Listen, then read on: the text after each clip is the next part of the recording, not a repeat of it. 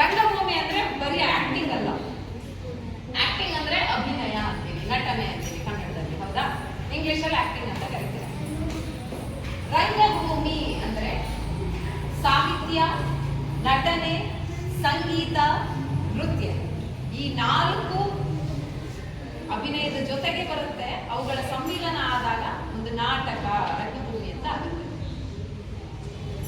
ಈಗ ಹುಡುಕ ಕಟ್ಟಿದ ತಾಳಿ, ಹುಡುಕ ಕಟ್ಟಿದ ತಾಳಿ ಅರ್ಥ ಆಯ್ತಾ?